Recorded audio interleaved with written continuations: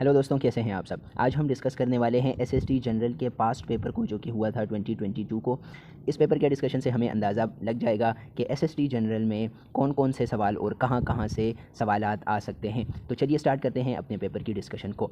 सबसे पहला क्वेश्चन है इसमें, she said to him can I do anything for you. She said to him can I do anything for you. Choose the correct indirect speech. ये हमें direct में दिया गया है यह स्टेटमेंट, और इसको हमने इनडायरेक्ट में कन्वर्ट करना है। तो इसका जो करेक्ट आंसर आएगा वो आएगा she asked him if she could do anything for him. ये इसका करेक्ट इनडायरेक्ट स्पीच आएगा।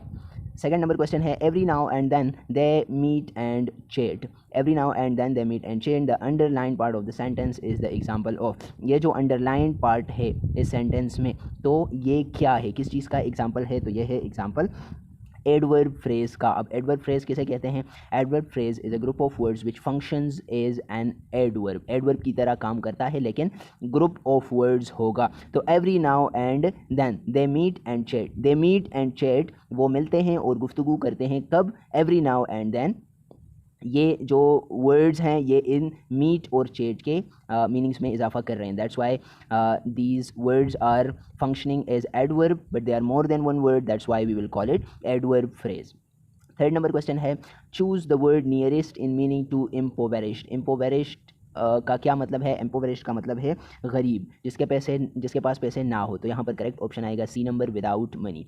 नेक्स्ट क्वेश्चन है fourth number, which type of sentence it is in terms of meaning. Meaning के लिहाज से ये कौन सा सेंटेंस है? What a big city Peshawar is. What a big city Peshawar is, तो यह है एक्सक्लेमेटरी सेंटेंस, और ये हमें इस एक्सक्लेमेशन मार्क से भी पता चल रहा है।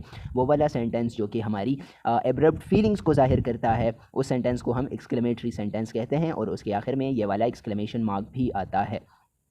नेक्स्ट नंबर क्वेश्चन है 5, the evil that man do lives after them. The evil that man do lives after them, which type of sentence it is in terms of structure. ये structure के लिहाज से कौन सा सेंटेंस है? तो ये स्ट्रक्चर के लिहाज से है कम्प्लेक्स सेंटेंस। अब ये कम्प्लेक्स सेंटेंस कैसे है? तो हमें पता है कि कम्प्लेक्स सेंटेंस में एटलीस्ट वन डिपेंडेंट और एटलीस्ट वन इंडिपेंडेंट क्लॉज हमारे पास मौजूद होंगे। At least one dependent and one independent. अब इस सेंटेंस को अगर हम देखें तो the evil lives after them, the evil lives after them, ये वाला जो पार्ट ऑफ द सेंटेंस है ये हमारे पास इंडिपेंडेंट है। और ये वाला पार्ट अगर हम लें, that men do, तो this part of the sentence is dependent part of the sentence, और we can call it dependent clause. तो ये वाला इंडिपेंडेंट, ये वाला डिपेंडेंट, जब कम से कम एक डिपेंडेंट और इंडिपेंडेंट क्लॉज हो एक सेंटेंस में, तो उसे हम कम्प्लेक्स सेंटेंस कहेंगे। इसी तरह सिंपल सेंटेंस में सिर्फ एक ही इंडिपेंडेंट क्लॉज होता है, या इसको हम फुल सेंटेंस भी कह सकते हैं। कंपाउंड सेंटेंस में दो या दो से ज़्यादा इंडिपेंडेंट क्लॉजेज होते हैं, एंड कंपाउंड एंड कम्प्लेक्स, जब कंपाउंड और कम्प्लेक्स सेंटेंस आपस में मिल जाते हैं। 6 नंबर क्वेश्चन है, this speech is easy to memorise. The underline part of the sentence is to memorise. ये क्या है? तो ये है हमारे पास इन्फिनेटिव। इन्फिनेटिव हम to plus base form of the verb को कहते हैं। तो यहाँ पर ये हमारे पास टू आया गया, और मेमोराइज हमारे पास base form of the verb है, तो इसलिए इसको हम कहेंगे इन्फिनेटिव। जेरेंट, जब कोई भी पार्टिसिपल, जब कोई भी verb plus ING structure noun की तरह काम करता है, और पार्टिसिपल जब वर्ब के साथ आईएनजी लगाते हैं लेकिन वो वर्ब की तरह काम करता है। जब वर्ब के साथ आईएनजी नाउन की तरह काम करते हैं उसको जेरेंट कहते हैं, और जब वर्ब के साथ आईएनजी वर्ब की तरह काम करते हैं उसको वो पार्टिसिपल कहते हैं, और to plus base form of the verb को इन्फिनेटिव कहा जाता है। 7 नंबर क्वेश्चन है, which statement is true for suspension. Suspension के लिए इन सब में से कौन सा स्टेटमेंट सही है? तो इसमें सही है C number, solute is not completely dissolve in solvent. जो सल्यूट होता है वो सॉल्वेंट में कंप्लीटली डिसॉल्व नहीं होता, तो ऐसे मिक्सचर को हम सस्पेंशन कहते हैं। 8 नंबर क्वेश्चन है, what punctuation mark is generally used before certain coordinating conjunctions. जो कोऑर्डिनेटिंग कंजंक्शंस हैं, कोऑर्डिनेटिंग कंजंक्शंस उन कंजंक्शंस को कहा जाता है जो दो equal parts of the sentences को जोड़ते हैं, यानी कि जो दो independent parts of the sentences को जोड़ते हैं उसको कहा जाता है कोऑर्डिनेटिंग कंजंक्शन। तो यहाँ पर हम इस्तेमाल करते हैं कॉमा यहाँ पर इस्तेमाल होता है। 9 नंबर क्वेश्चन है, they sent a parcel on Monday. They sent a parcel on Monday, choose the correct passive voice. इसका passive voice, correct passive voice क्या आएगा? इसका करेक्ट पैसिव वॉइस आएगा, a parcel was sent by them on Monday. A parcel was sent by them on Monday, B number option यहाँ पर correct आता है। हम सबको पता है कि पैसिव वॉइस में जो ऑब्जेक्ट होता है तो वो सब्जेक्ट की जगह पर चला जाता है, जो सब्जेक्ट होता है वो ऑब्जेक्ट की जगह पर आ जाता है। Correct form of the tense हम इस्तेमाल करते हैं और जो एक्स्ट्रा इन्फॉर्मेशन है वो अपनी जगह पर रहती है। तो अ पार्सल, ये जो ऑब्जेक्ट है ये सब्जेक्ट की जगह पर आ गया। A parcel was sent, sent की जगह वॉज सेंट आ जाएगा। बाय दैम, दे, तो दे की जो ऑब्जेक्टिव फॉर्म है ये इसकी सब्जेक्टिव फॉर्म है, ये इसकी ऑब्जेक्टिव फॉर्म है। चूंकि दे को अब हम ऑब्जेक्ट की जगह पर इस्तेमाल करेंगे, that's why we will be using the objective form of the word they. तो ये हो जाएगा a parcel was sent by them on Monday. 10 number question है the police had no clues for the case, dash tips were still coming in. So however tips were still coming in, police के पास कोई clue नहीं था, बहरहाल अब भी कहीं ना कहीं से टिप्स आ रहे हैं, तो बहरहाल how ever.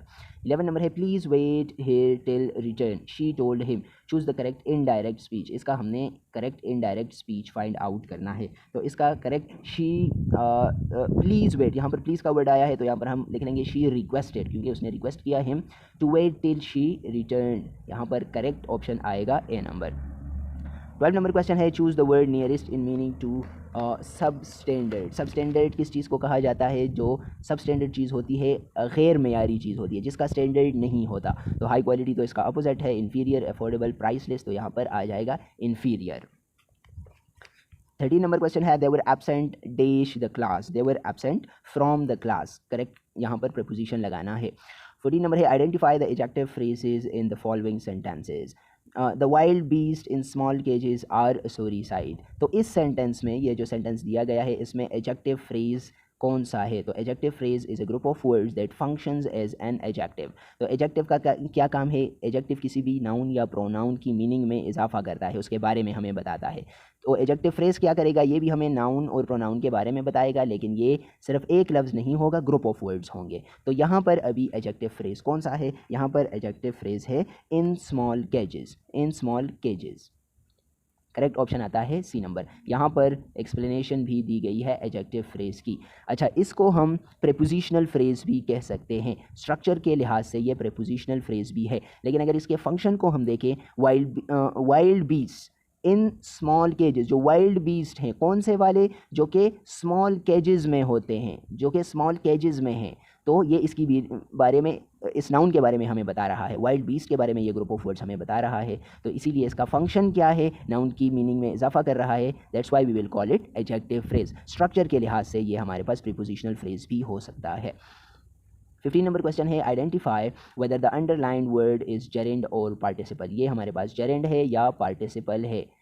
We prefer hiking to reading, तो ये यहाँ पर हमारे पास जेरेंड है, पार्टिसिपल नहीं है। हमने कहा था पार्टिसिपल जब वर्ब प्लस आईएनजी स्ट्रक्चर आ जाए, वर्ब प्लस आईएनजी स्ट्रक्चर, अगर हमारे पास ये वाला स्ट्रक्चर नाउन की तरह काम करता है, वर्ब प्लस आईएनजी का स्ट्रक्चर नाउन की तरह काम करता है तो ये जेरेंड होगा, और अगर ये वर्ब की तरह काम करता है तो फिर प्रेजेंट पार्टिसिपल या पास्ट पार्टिसिपल होगा।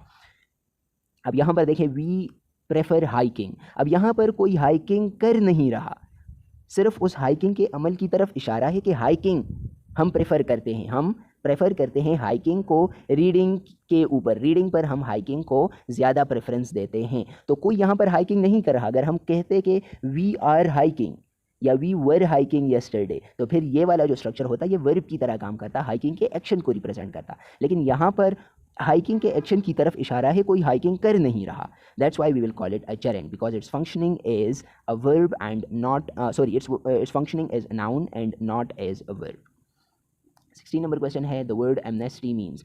एमनेस्टी का क्या मतलब है? एमनेस्टी का मतलब है फॉरगिवनेस, जनरल एमनेस्टी, आम माफ़ी। 17 नंबर है the judge said to witness tell the truth, choose the correct indirect। यहाँ पर indirect हमने the judge said to the witness tell the truth, तो यहाँ पर correct option आएगा हमारे पास the judge ordered the witness to tell the truth। 18 number question है उर्दू से सिफ़त और मौसूफ़ के मजमूए को क्या कहते हैं? तो सिफ़त और मौसूफ़ के मजमूए को मुरक्कब तौसीफ़ी कहते हैं। 19 नंबर है मेरा कलम मुरक्कब डेश की मिसाल है। मेरा कलम कौन सा मुरक्कब है? तो ये है मुरक्कब इज़ाफ़ी, इसमें करेक्ट ऑप्शन आता है मुरक्कब इज़ाफ़ी।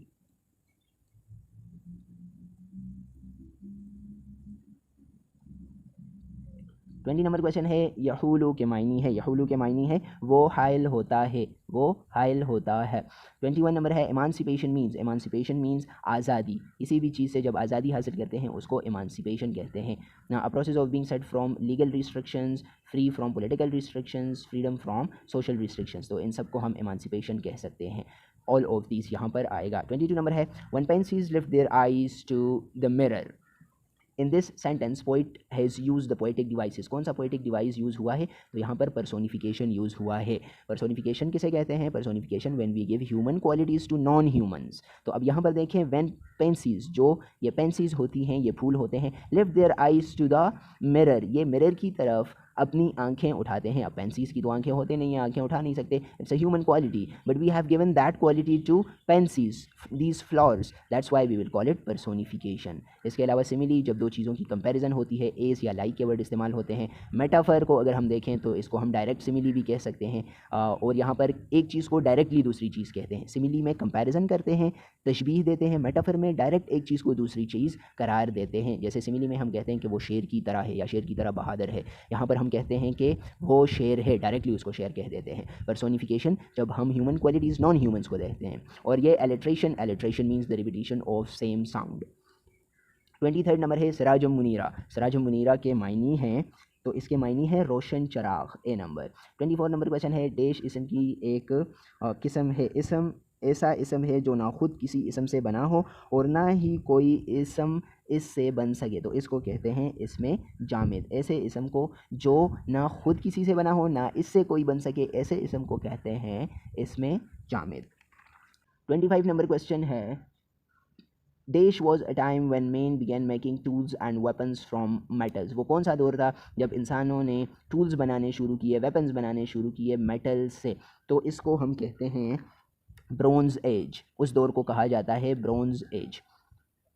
26 नंबर क्वेश्चन है during Alauddin period Mongols invaded Delhi at least dash time between 1296 and 1305 AD, but each time they were repulsed, उनको पीछे धकेल दिया गया। तो कितनी मरतबा ये हुआ था, 6 टाइम्स, 6 मरतबा ये हुआ था। ये यहाँ पर फिर कुछ एक्सप्लेनेशन दी गई है, if you want to read आप लोग यहाँ पर अभी स्क्रीनशॉट भी ले सकते हैं। 27 नंबर क्वेश्चन है हमारे पास do you like sailing on the lake, do you like sailing on the lake, जो अंडरलाइन वर्ड है ये क्या है, तो अगेन ये है जेरेंट। जेरेंट हमने पहले भी एक्सप्लेन किया इसी वीडियो में कि जब वर्ब प्लस आईएनजी नाउन की तरह काम करें तो उसको जेरेंट कहा जाता है, जब वर्ब एंड आईएनजी वर्ब की तरह काम करे तो उसको हम प्रेजेंट पार्टिसिपल कहेंगे। तो do you like sailing on the lake, तो सेलिंग ऑन द, यहाँ पर कोई सेलिंग कर नहीं रहा, सेलिंग के प्रोसेस की तरफ इशारा है, तो ये उस प्रोसेस का नाम है, यहाँ पर कोई सेलिंग कर नहीं रहा, that's why we will call it a gerund because it's functioning as a noun. 28 number है डैश कैंसर इज क्यूरेबल, तो to a great extent cancer is curable, answer option number A correct आता है। 29 number है choose the word opposite in meaning to affluent, affluent का मतलब होता है जिसके पास ज़्यादा रिसोर्सेज होते हैं, ज़राए होते हैं, तो एफ्लुएंट का अपोजिट क्या आएगा, इसका अपोजिट आएगा हमारे पास पुअर, सिनोनिम इसका रिच आता है। 30 नंबर है until you learn how to take a break you dash your ability to speak English, so you won't improve your ability to speak English।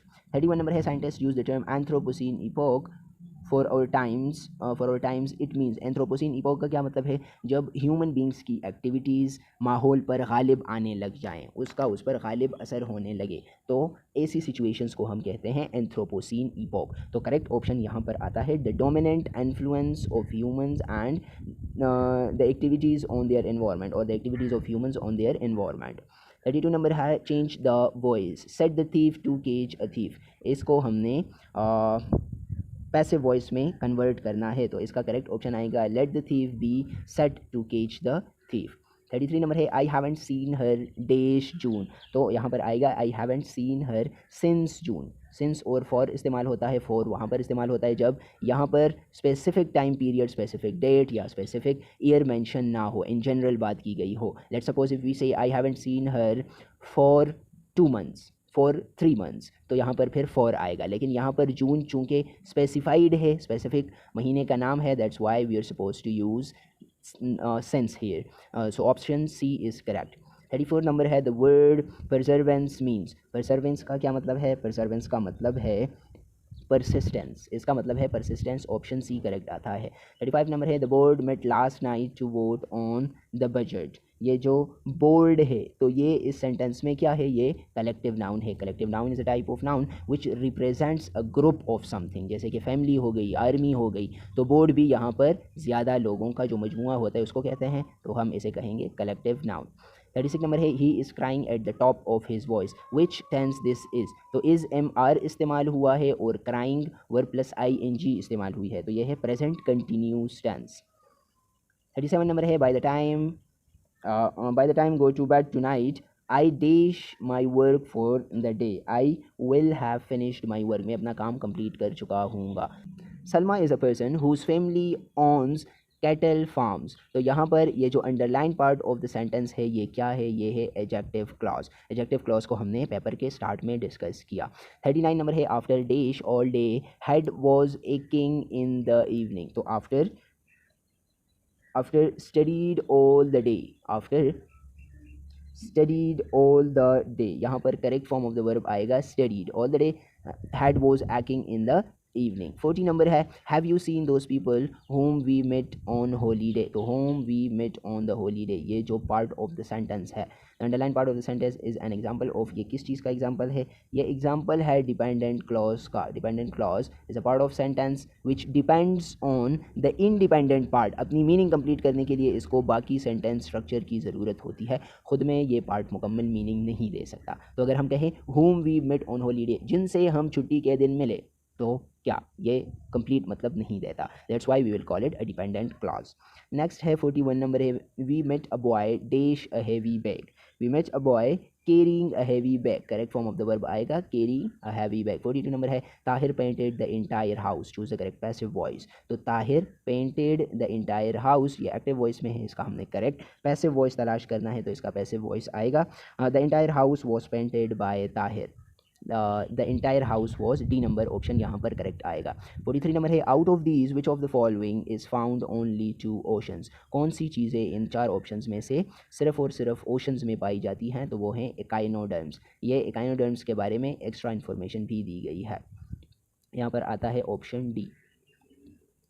44 number है pollutant gases in air combine together in presence of sunlight to produce smog. Smog हम कहते हैं the combination और the mixture of smoke धुआं and fog, जो कि ये जो धुंध होती है, तो स्मोक एंड स्मोग जब कंबाइन होते हैं, स्मोक एंड फोग जब कंबाइन होते हैं तो इससे बनता है स्मोग।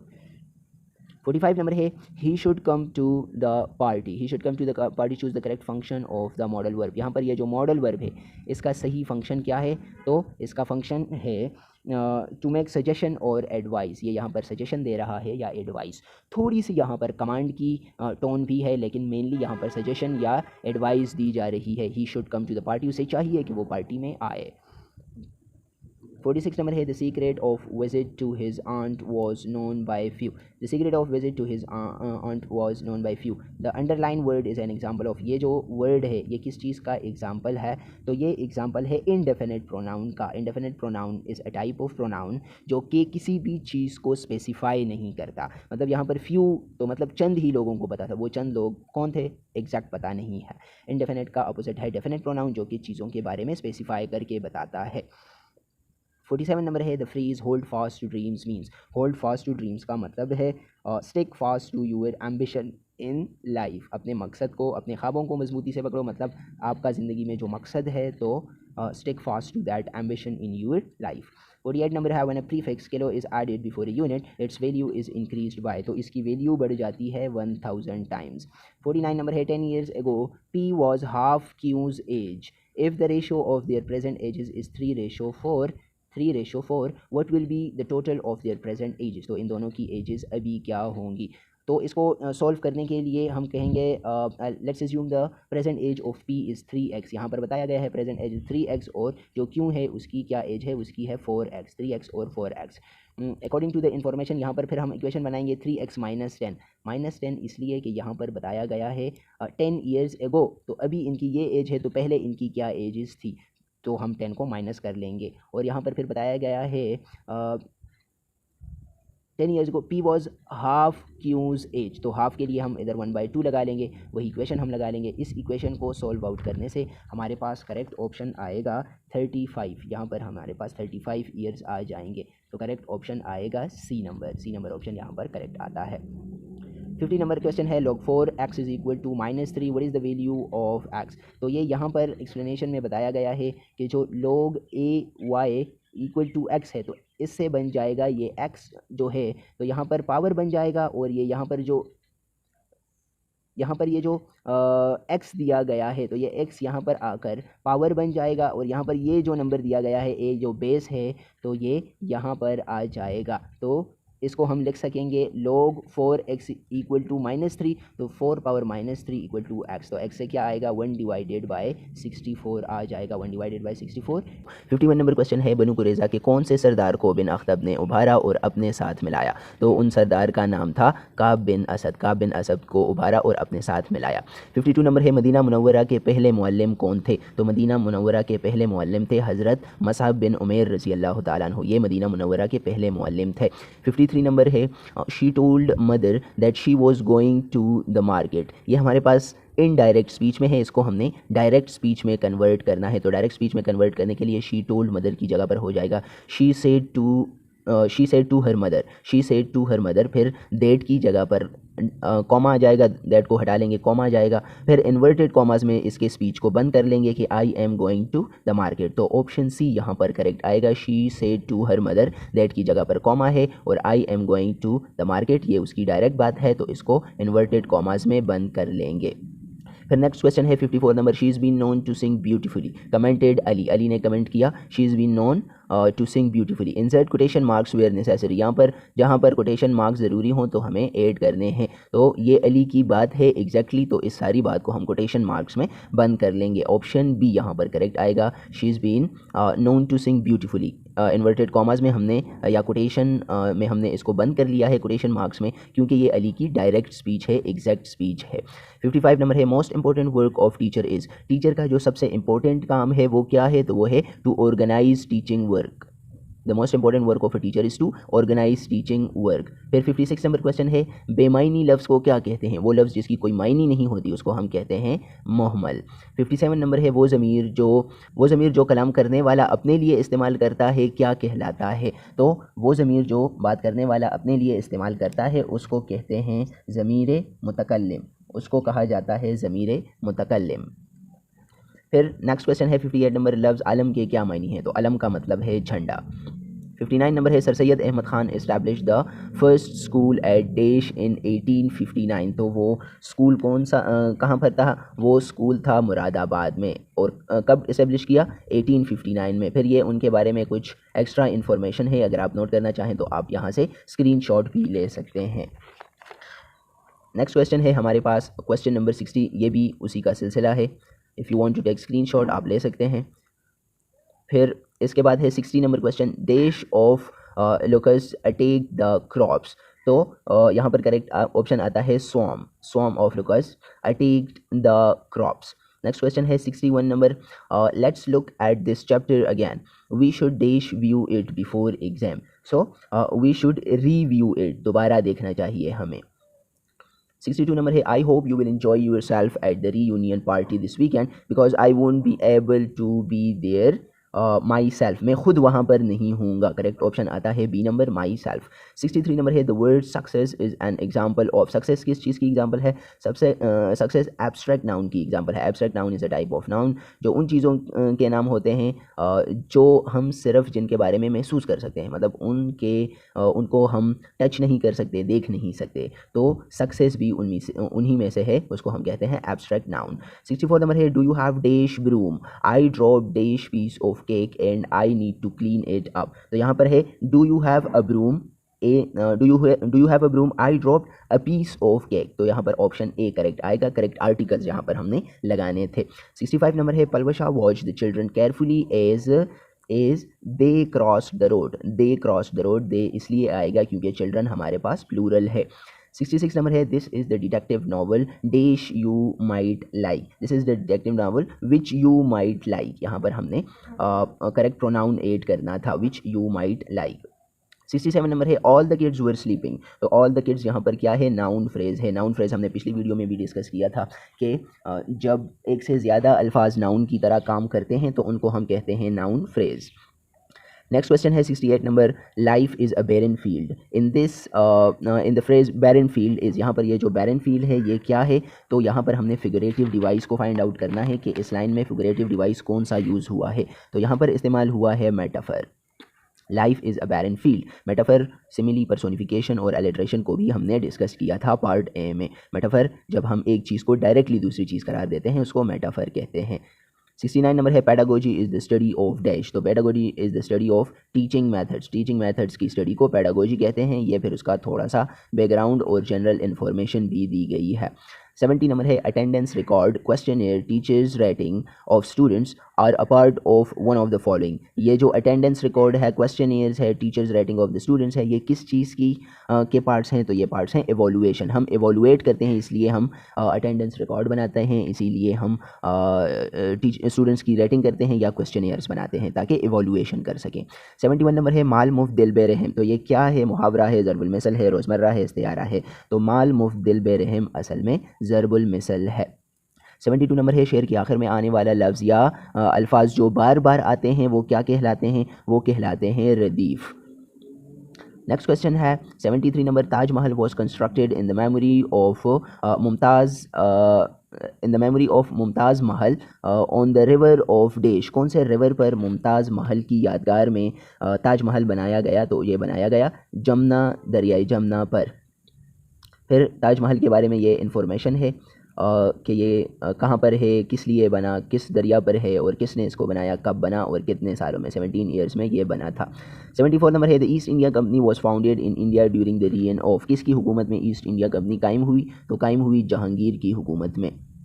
75 नंबर है she is talking dash Mahvish. तो she is talking to Mahvish, she is talking to Mahvish. 76 number है he kept me dash, he kept me waiting, he kept me waiting। 77 number है sum of the interior angles of a polyglot. एक polyglot के जो interior angles हैं उनका सम क्या होता है, मतलब उनको जमा करने से क्या आता है, तो the sum of the interior angles of polygon can be found using the formula. इस फार्मूला को इस्तेमाल करते हुए हम इसको फाइंड आउट कर सकते हैं। इसमें वैल्यूज़ को हम पुट करेंगे तो यहाँ से करेक्ट आंसर आ जाएगा हमारे पास 180 इंटू n-2।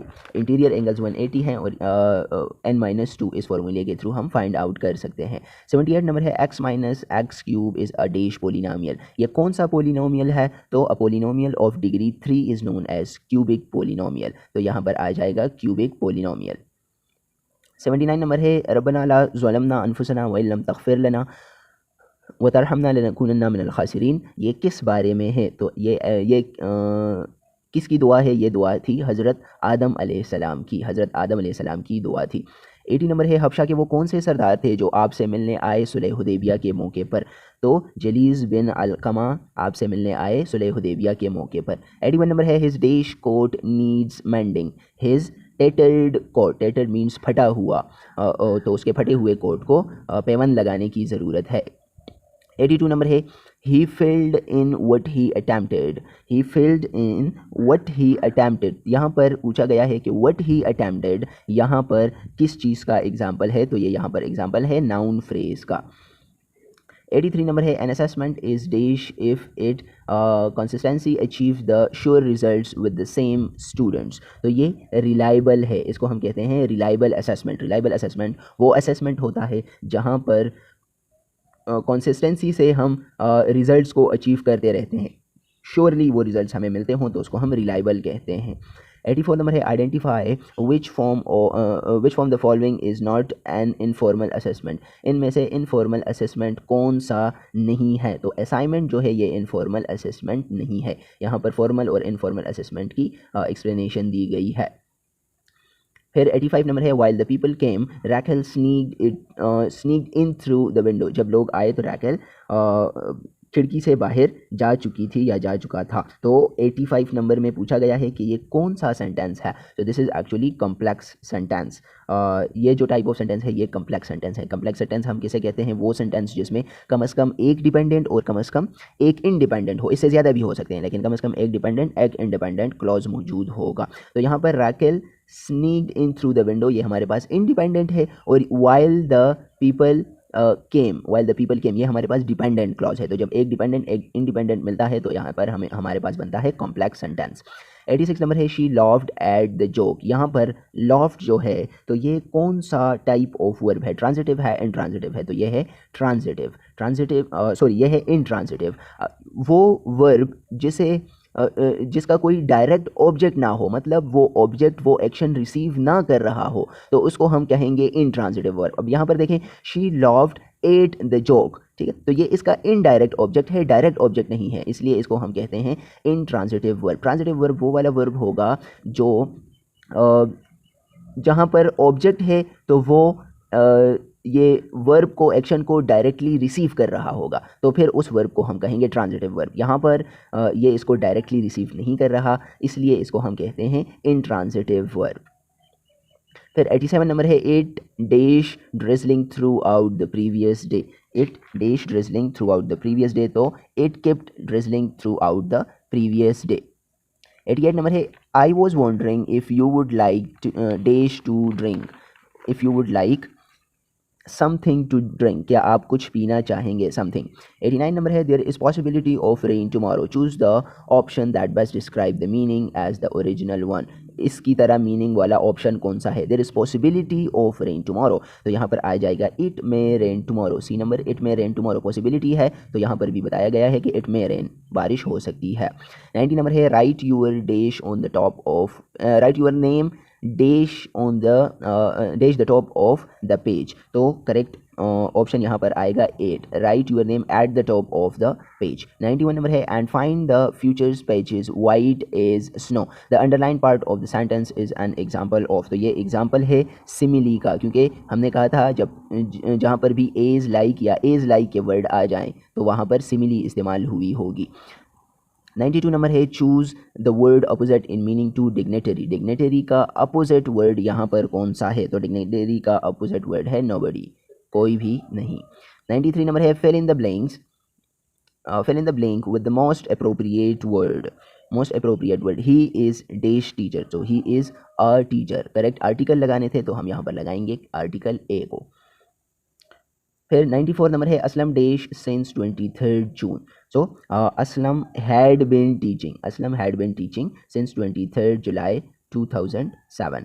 95 number है machines that function on the combined motion of pulley and gear system is या और, वो कौन कौन से मशीन है जो कि motion of the pulley और गियर सिस्टम पर इकट्ठे काम करते हैं? तो वो है बाईसाइकिल, क्रेन, हैंड ड्रिल, तो ऑल ऑफ दीज ये सब। 96 नंबर है find the solution of radical equation, ये इक्वेशन दिया गया है, इसका सोल्यूशन फाइंड आउट करना है। तो इसका सोल्यूशन फाइंड आउट करेंगे, सबसे पहले तो दोनों साइड्स पर हम स्क्वेयर्स लेंगे ताकि स्क्वेयर रूट को ख़त्म किया जा सके, taking square on both side, ये हमारे पास इक्वेशन आ जाएगा और सॉल्व करने से यहाँ पर हमारे पास आंसर आएगा 8, ऑप्शन ए। 97 नंबर है हज़रत मोहम्मद ने डैश भी दुश्मन की तरफ हाथ में मिट्टी उठाकर फेंकी थी और दुश्मन दो ग्रोहों में भाग गए थे, तो वो कौन सा गज़वा था? वो था गज़वा हुनैन। गज़वा हुनैन में आपने